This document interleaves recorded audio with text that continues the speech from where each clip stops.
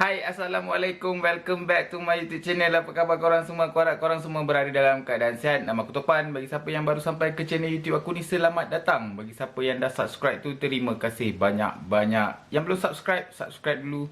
Tekan butang loceng supaya korang dapat notification video-video terbaru daripada aku. Okay?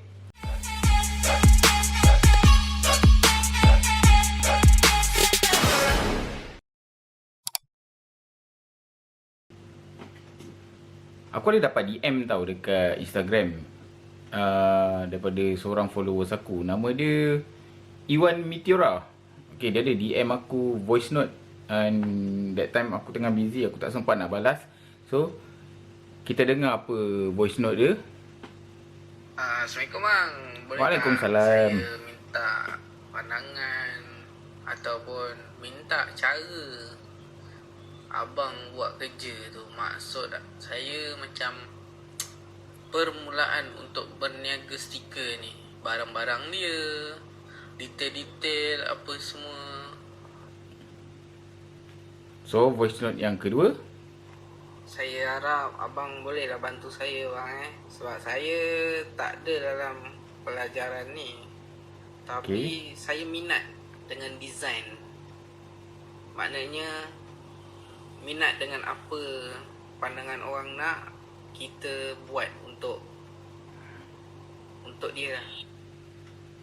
Okay, aku suka soalan daripada Iwan Meteora ni. First of all, aku minta maaf lah sebab aku tak sempat nak reply DM dia dekat Twitter tu. Sebab that time dia DM aku tu, aku memang tengah busy dengan buat kerja. Memang aku buka, aku tak play apa pun, aku tutup balik je. So, hari ni aku akan menjawab persoalan Iwan ni, Iwan Meteora ni. Okay, first of all, aku nak bagi tahu dekat korang, kenapa aku buat YouTube channel ni adalah untuk aku nak educate orang dekat luar sana yang tak semestinya kita nak start buat business printing ni kita kena ada kedai. Kita kena ada modal besar and baru kita boleh start business printing ni. Benda ni aku dapat inspirasi masa aku pergi ke Bandung, Indonesia tahun 2014 kalau tak silap aku. Time tu aku ada misi pencarian material untuk aku develop brand aku that time. So aku ke Bandung untuk cari, and dekat sana aku jumpa banyak pengusaha printing yang diorang beroperasi daripada rumah. Bukan setakat buat stiker je bang. Diorang boleh buat custom made baju, diorang boleh buat custom made printing, diorang boleh buat bag, diorang boleh buat kasut, macam-macam, muffler, semua aku jumpa. And kebanyakannya beroperasi daripada rumah. So kenapa dekat Malaysia ni kita tak ada budaya macam ni? Okay, ataupun mungkin kita selalu beranggapan yang kita nak start satu-satu bisnes, tak kisahlah bisnes apa tu, kita kena ada kedai, kita kena ada modal yang besar. Walhal kita boleh start dengan modal yang kecil dulu. So, untuk kali ni aku nak menjawab soalan Iwan tu tadi, and aku akan bagi korang 10 step ataupun 10 perkara yang korang perlu buat untuk set up business printing. Okay? Yang pertama, create nama perniagaan korang. Itu perkara pertama yang perlu korang buat, create nama perniagaan. Sebagai contoh, nama engkau Ali, kau nak letak Ali Printing. Letaklah nama Ali Printing as a perniagaan korang tu. Ataupun korang ada nama-nama yang lain yang mungkin korang rasa sesuai yang korang nak pakai, supaya senang orang nak ingat nama bisnes korang tu. So, letaklah apa sahaja nama pun, as long as korang suka nama tu and mudah untuk orang ingat nama tu. Yang kedua, buat logo perniagaan. So, bila dah create nama perniagaan tu, korang buat satu logo perniagaan korang tu, supaya logo tu akan stand out nama perniagaan korang, and orang mudah untuk kenal. Orang tengok logo, orang dah tahu, oh, itu Ali Printing. Yang ketiga, benda ni adalah sangat penting. Tak kira lah korang bisnes dekat rumah, bisnes kecil-kecilan, part-time sekalipun, daftar perniagaan korang, daftar SSM. Benda ni important tau. Kadang-kadang kita tak jangka yang kita akan dapat satu job yang mungkin agak besar. Okay, SSM ni adalah penting bagi satu organisasi ataupun syarikat besar untuk dia tengok kita ni punya syarikat. So daftar perniagaan, daftar SSM ni adalah penting untuk step atau untuk mulakan perniagaan. Yang keempat, buat account company. Kenapa penting buat account company ni adalah untuk supaya korang senang tengok flow duit korang keluar masuk, flow job korang yang keluar masuk, and at the same time customer akan lebih percaya untuk berurusan dengan korang bila korang ada account company sendiri instead of korang gunakan account personal, okay, account peribadi. So mungkin kalau account peribadi tu trust customer kat sini, tapi bila korang ada account company, trust customer kat sini. Alright.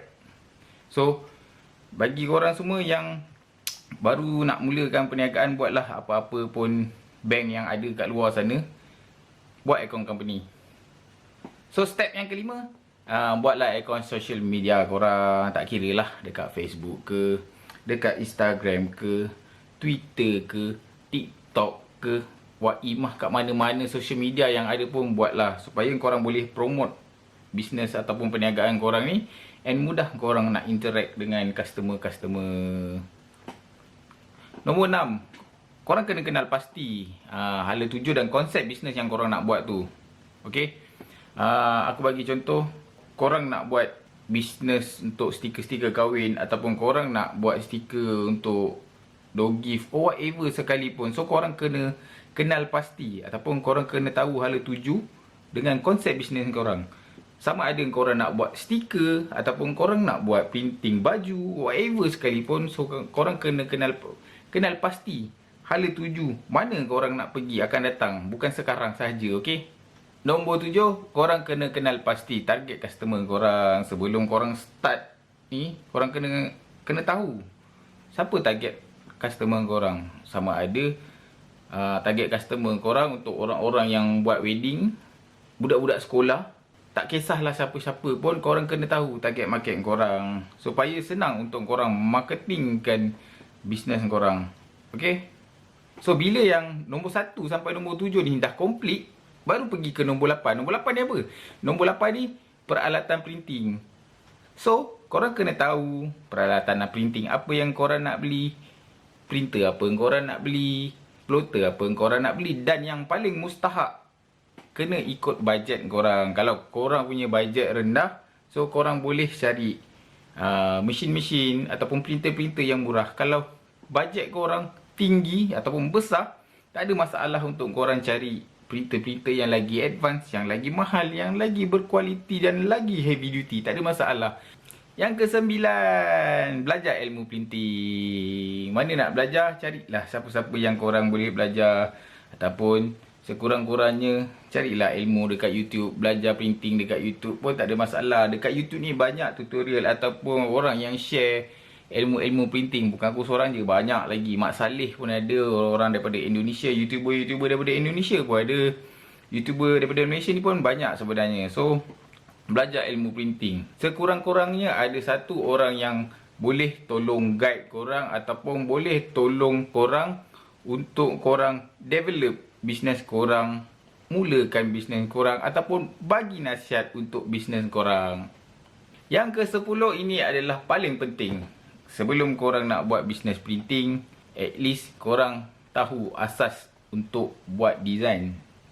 Sekurang-kurangnya AI ataupun Photoshop. Mungkin kalau ada macam Corel Draw ataupun software lain, tak ada masalah as long as boleh buat design. Tapi aku lebih suggest kepada Adobe Illustrator dan Adobe Photoshop. Sebab apa? Sebab one time nanti korang akan jumpa sendiri, satu masa korang kena buat design dengan skala yang besar and print dengan skala yang size yang agak besar. So AI dengan Photoshop ni sangat membantu untuk korang buat design yang cantik dalam skala yang besar. Sebab tu AI dengan Photoshop adalah sangat penting.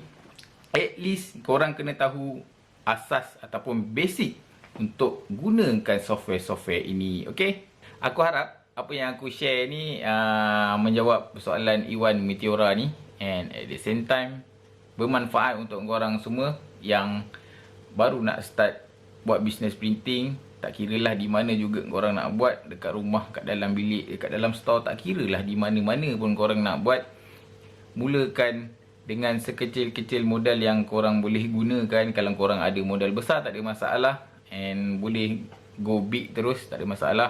Yang penting tanamkan dalam diri, aku nak buat sampai jadi.